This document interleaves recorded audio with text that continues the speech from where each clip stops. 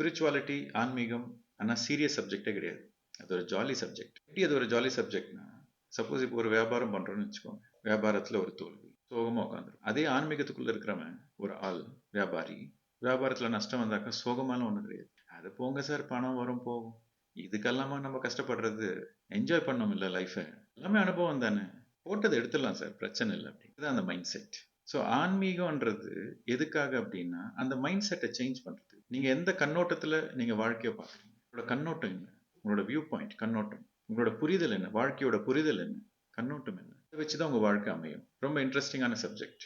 உங்க வாழ்க்கை உங்களோட வாழ்க்கையோட புரிதலை பொறுத்து தான் இருக்கும். சின்ன வயசுல இருந்து நம்ம சுத்தி பல விஷயங்கள் நடக்கும். நம்ம வளர்ந்த விதம், அப்பா அம்மா, அவங்க நம்மளுக்கு அவங்க மூலியமா வந்த சில பிலீஃப் சிஸ்டம்ஸ், சில நம்பிக்கைகள், அவங்க மூலியமா வந்த சில புரிதல், டீச்சர்ஸ் மூலியமா வந்த புரிதல், நம்ம வளர்ந்த விதம், நம்ம வாழ்க்கையில நடந்த சில துன்பங்கள், கஷ்டங்கள், மானங்கள், அவமானங்கள், இது எல்லாத்தையும் பேஸ் பண்ணி நம்ம மைண்ட் செட் இருக்கு. 10% இந்த ஜென்மத்துக்கு சம்மந்தப்பட்டது, 90% உங்களோட எல்லா பழைய ஜென்மத்தை சம்மந்தப்பட்டது. 10% உங்களோட மைண்ட் செட் இந்த ஜென்மத்துக்கு சம்மந்தப்பட்டது. 90% உங்களோட past lifes. 10% conscious mind, 90% subconscious mind. So 2 விதமான மைண்ட் இருக்கு. Conscious mind, subconscious mind. ஒரு உதாரணம் சொல்றேன். கான்ஷியஸ் மைண்ட்ல நீங்க வந்து நல்ல சக்சஸ்ஃபுல்லா இருக்கணும், சக்சஸ்ஃபுல்லான ஒரு வியாபாரத்தில் இருக்கணும், நல்ல ஆனந்தமான வாழ்க்கை வாழணும், உங்களோட கனவுகள்லாம் நிறைவேறணும் அப்படின்ட்டு கான்ஷியஸ் மைண்ட்ல 1%. ஆனா 90% நான்லாம் சரியில்லை, என்னால் இது முடியாது, நாட் எலிஜிபிள்,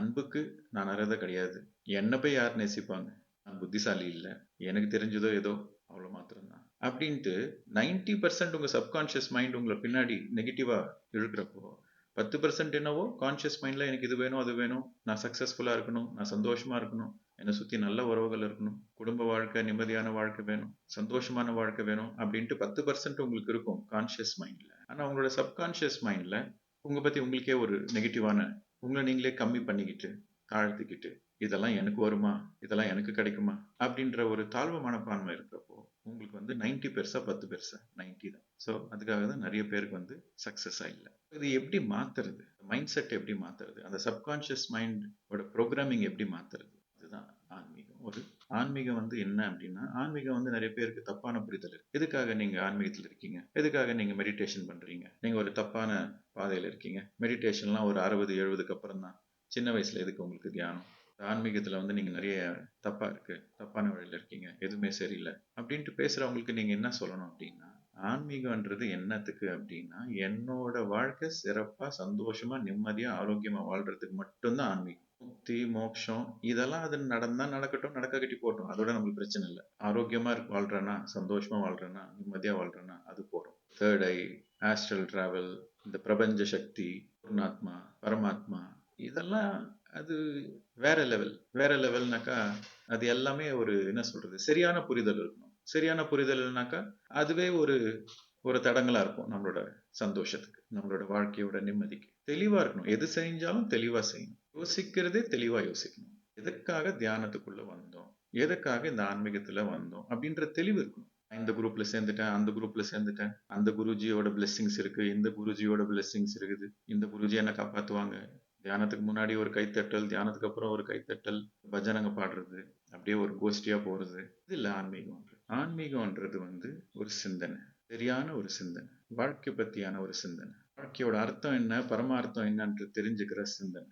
புரிஞ்சுக்கணும், நான் ஒரு அர்த்தமுள்ள வாழ்க்கையா வாழ்றேன்னா, நான் ஒரு சந்தோஷமான வாழ்க்கையா வாழ்றேன்னா, நான் ஒரு நிம்மதியான வாழ்க்கையா வாழ்றேன்னா, நான் ஒரு ஆரோக்கியமான வாழ்க்கையா வாழ்றேன்னா, பூர்ணமா வாழ்றதுதான் ஒரு சிறப்பான வாழ்க்கை. இதுல எதனா குறை இருக்குன்னா அது எந்த இடத்துல குறை இருக்கு, அது எப்படி சரி பண்ணிக்கலாம் அப்படின்ற ஒரு செல்ஃப் செக், இன்ட்ரோஸ்பெக்ஷன், இதை நோக்கி போறதுதான் ஆன்மீகம். வாழ்க்கை எதை நோக்கி போகுதுன்னு தெரியாம இருக்கிறது வந்து பிராபஞ்சிகம். வாழ்க்கை வந்து ஆனந்தம், நிம்மதி, சந்தோஷம், இதை நோக்கி போறது, இது இந்த தேடல்ல போறதுதான் ஆன்மீகம். ஸோ மற்றவங்க என்ன பண்றாங்கன்றது நம்மளுக்கு கவலை இல்லை. மற்றவங்க பண்றது சரியா ரைட்டா அதை பத்தியும் நம்ம யோசிக்க வேண்டும். எந்த ஆர்கனைசேஷன் கரெக்ட், எந்த ஆர்கனைசேஷன் ராங்கு, எந்த குருஜி ரைட்டு, எந்த குருஜி ராங்கு, அதை பத்தியும் வேண்டாம். உங்களை பற்றி மட்டும் யோசிக்கணும், நம்மளை பத்தி மட்டும் யோசிக்கணும். நான் சரியான பாதையில இருக்கிறேன்னா, நான் சரியான சிந்தனையில் இருக்கிறேன்னா, நான் சரியான பயிற்சியில் இருக்கிறேன்னா, சரியான சாதனையில் இருக்கிறேன்னா, இதுதான் தேவை. எது சரி எது சரியில்லை நம்மளுக்கு எப்படி தெரியும்? ஒண்ணு நம்மளோட உள் மனசு சொல்லும். நம்மளோட உள் மனசு சொல்லும் இது சரி இது சரியில்லைன்ட்டு நம்மளோட உள் மனசு சொல்லும். சில பேர் கேட்பாங்க, சார் அது எனக்கு அந்த உள் மனசு சொல்றது வந்து சரியா கன்ஃபியூஷனா இருக்கு, என்னோட மனசு சொல்லுதா என்னோட உள் மனசு சொல்லுதான்னு தெரியல அப்படின்னா, அடுத்து இருக்கிற ஒரு செக் என்ன, ஒரு ரெஃபரன்ஸ் பாயிண்ட் அப்படின்வாங்க. என்ன அப்படின்னா சந்தோஷம். உங்களோட சந்தோஷம் தான் உங்களோட ரெஃபரன்ஸ் பாயிண்ட். 6 மாசத்துக்கு முன்னாடியோட இன்னைக்கு நீங்க சந்தோஷமா இருக்கீங்க அப்படின்னா நீங்க சரியான வழியில இருக்கீங்க, சரியான பாதையில இருக்கீங்க. உங்களோட சந்தோஷம் தான் உங்களோட ரெஃபரன்ஸ் பாயிண்ட். நேத்தியோட இன்னைக்கு உங்களோட சிந்தனை பாசிட்டிவா இருக்கு, சரியான உங்களோட சிந்தனையில ஒரு மாற்றம் இருக்கு. உங்களோட யோசிக்கிறது கொஞ்சம் கரெக்டா யோசிக்கிறீங்க, சரியா யோசிக்கிறீங்க. நெகட்டிவிட்டி கம்மியாவது, பாசிட்டிவிட்டி இன்க்ரீஸ் ஆகுது. உங்களோட பேச்சுல ஒரு மாற்றம், சிந்தனையில ஒரு முன்னேற்றம், பேச்சுல முன்னேற்றம். முதல்ல ரொம்ப பேசிட்டு இருப்பீங்க, இப்போ கொஞ்சம் குறைவா பேசுறீங்க. முதல்ல தேவைப்படாதெல்லாம் பேசிட்டு இருப்பீங்க, இப்ப தேவைப்படுறது மட்டும் பேசுறீங்க. சோ ஒரு மாற்றம் இருக்கு. உங்களோட சிந்தனையில ஒரு மாற்றம் இருக்கு, உங்களோட பேச்சுல ஒரு மாற்றம் இருக்கு, உங்களோட செயல்ல ஒரு மாற்றம் இருக்கு. அதுக்கு முன்னாடி உங்க எது செஞ்சாலும் உங்களோட சுயநலத்துக்காக மட்டுமே செய்வீங்க. இப்போ உங்களோட சுயநலமும் இருக்கு, மத்தவங்களோட நன்மையும் இருக்கு அப்படின்னா அதுல ஒரு முன்னேற்றம்.